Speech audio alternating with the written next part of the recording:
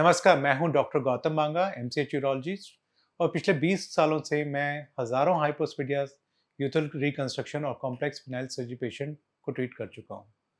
मुझे हर महीने कई ऐसे पेशेंट मिलते हैं जो शादी के बाद पहली बार हिम्मत करके पूछते हैं, डॉक्टर मुझे बचपन से हाइपोस्पेडियस है, अब मेरी शादी हो चुकी है, क्या अब बहुत देर हो चुकी है? क्या अब भी इसका ट्रीटमेंट पॉसिबल है? और सच कहूँ तो बहुत से लोग सालों तक सिर्फ शर्म, हेजिटेशन और लैक ऑफ अवेयरनेस की वजह से ट्रीटमेंट डिले करते रहते हैं। इस डिले की वजह से कुछ पेशेंट में urinary problem, phenyl curvature, sexual confidence issue, painful intercourse और कभी-कभी फर्टिलिटी रिलेटेड कंसर्न भी डेवलप हो सकते हैं। लेकिन सबसे इम्पोर्टेंट बात यह है कि एडल्ट हाइपोस्पेडियस का ट्रीटमेंट किसी भी एज में पॉसिबल है और बहुत केसेस में एक्सीलेंट फंक्शनल और कॉस्मेटिक आउटकम्स अचीव किए जा सकते हैं। इस वीडियो में मैं डिटेल में एक्सप्लेन करूंगा कि एडल्ट हाइपोस्पेडियस क्या होता है, मैरिज के बाद ट्रीटमेंट कब ज़रूरी होता है, कौन से पेशेंट सर्जरी के कैंडिडेट होते हैं और ट्रीटमेंट प्लानिंग कैसे की जाती है। सबसे पहले एक इम्पॉर्टेंट मिसकंसेप्शन क्लियर करता हूँ। बहुत लोग सोचते हैं कि हाइपोस्पेडियस सिर्फ बच्चों की ही प्रॉब्लम है। रियलिटी ये है कि कई पेशेंट किसी वजह से चाइल्डहुड में सर्जरी नहीं करवा पाते या उनकी सर्जरी इनकम्प्लीट रह जाती है या प्रीवियस रिपेयर एक्सपेक्टेड रिजल्ट नहीं दे पाती। ऐसे पेशेंट्स एडल्टहुड तक सिम्टम्स के साथ जीते रहते हैं।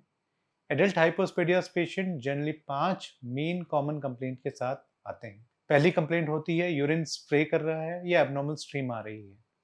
नॉर्मल कंडीशन में यूरिन एक स्ट्रेट स्ट्रीम में बिना एफर्ट के साथ बाहर आना चाहिए, लेकिन हाइपोस्पेडियस में ओपनिंग नॉर्मल लोकेशन पर ना होने की वजह से यूरिन स्ट्रीम एबनॉर्मल हो सकती है। दूसरी कंप्लेंट होती है पिनाइल कर्वेचर, जिसे मेडिकल लैंग्वेज में कॉडी भी कहा जाता है।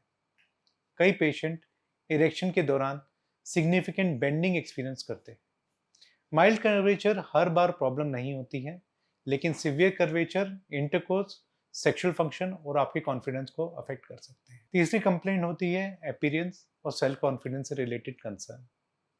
बहुत से पेशेंट फिजिकली फंक्शनल होते हैं, लेकिन अपीयरेंस की वजह से एम्बेरसमेंट, एंजाइटी या रिलेशनशिप स्ट्रेस एक्सपीरियंस करते हैं।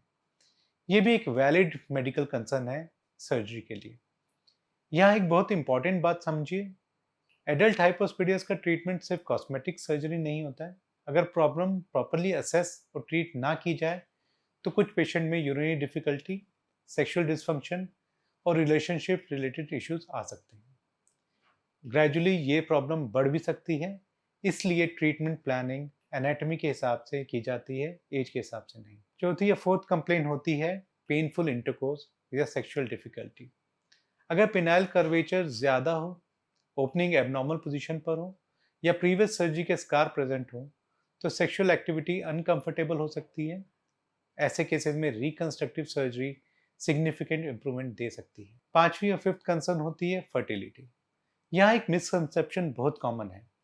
हर हाइपोस्पेडियस पेशेंट इनफर्टाइल नहीं होता है, लेकिन सिवियर हाइपोस्पेडियस केसेस में सीमन डिपोजिशन और एसोसिएटेड जेनाइटल एब्नॉर्मलिटी फर्टिलिटी को इनडायरेक्टली अफेक्ट कर सकती है। इसलिए प्रॉपर इवैल्यूएशन काफ़ी इंपॉर्टेंट है।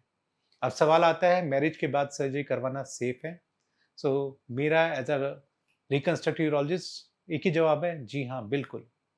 एडल्ट हाइपोस्पेडियस सर्जरी रूटीनली परफॉर्म की जाती है, लेकिन एडल्ट सर्जरी और चाइल्डहुड सर्जरी में कुछ डिफरेंसेस होते हैं। एडल्ट में tissue characteristics, scar tissue, sexual function और एक्सपेक्टेशंस को ध्यान में रखकर सर्जरी की प्लानिंग की जाती है। कुछ पेशेंट में सिंगल स्टेज रिपेयर पॉसिबल होता है, जबकि कॉम्प्लेक्स केसेस में फेल्ड प्रीवियस सर्जरी और सीवियर कर्वेचर या पुअर टिश्यू क्वालिटी में हमें स्टेज रिकंस्ट्रक्शन की ज़रूरत भी पड़ सकती है। ट्रीटमेंट का ऑब्जेक्टिव सर्जरी की क्वांटिटी नहीं है, बल्कि लॉन्ग टर्म सक्सेस होता है। मैं आपको एक प्रैक्टिकल बात बताना चाहता हूँ। एडल्ट हाइपोस्पेडियस पेशेंट का सबसे बड़ा एनिमी डिजीज नहीं होता, सबसे बड़ा एनिमी होता है सर्जरी डिले करना। कई लोग 10-15 साल तक सिर्फ इस डर में रहते हैं कि शायद अब ट्रीटमेंट पॉसिबल नहीं होगा, लेकिन जब प्रॉपर इवैल्यूएशन की जाती है तो उन्हें पता चलता है कि सॉल्यूशन इजीली अवेलेबल है। ट्रीटमेंट प्लानिंग के दौरान हम कुछ इंपॉर्टेंट फैक्टर्स इवैल्यूएट करते हैं। यूरिनरी ओपनिंग की लोकेशन, पिनाइल कर्वेचर उसकी सिवियरिटी, यूथल प्लेट की क्वालिटी, स्कार टिश्यू का amount, previous surgical history, sexual functions, patient की एक्सपेक्टेशन। इन सब फैक्टर को कंबाइन करके इंडिविजुअलाइज्ड सर्जिकल प्लान बनाया जाता है। इसी वजह से 2 हाइपोस्पेडियस पेशेंट का ट्रीटमेंट कभी भी सेम नहीं हो सकता। अगर आपको हाइपोस्पेडियस है, आपकी शादी होने वाली है या हो चुकी है और आप सोच रहे हैं कि अब ट्रीटमेंट पॉसिबल नहीं है, तो बिना प्रॉपर इवैल्यूएशन के असम्पशन मत बनाइए। आप अपनी रिपोर्ट्स, प्रीवियस सर्जिकल डिटेल और करंट कंसर्न हमारी टीम के साथ शेयर कर सकते हैं। कई केसेस में एक डिटेल स्पेशलिस्ट असेसमेंट ही ट्रीटमेंट का सबसे इंपॉर्टेंट पहला स्टेप होता है। मैं हूं डॉक्टर गौतम मांगा। अगर आप हाइपोस्पीडिया, फेल्ड हाइपोस्पीडिया सर्जरी, पेनाइल रिकंस्ट्रक्शन या मेल यूरोलॉजिकल हेल्थ के बारे में साइंटिफिकली एक्यूरेट इन्फॉर्मेशन चाहते हैं, तो हमारे साथ जुड़े रहिए। धन्यवाद।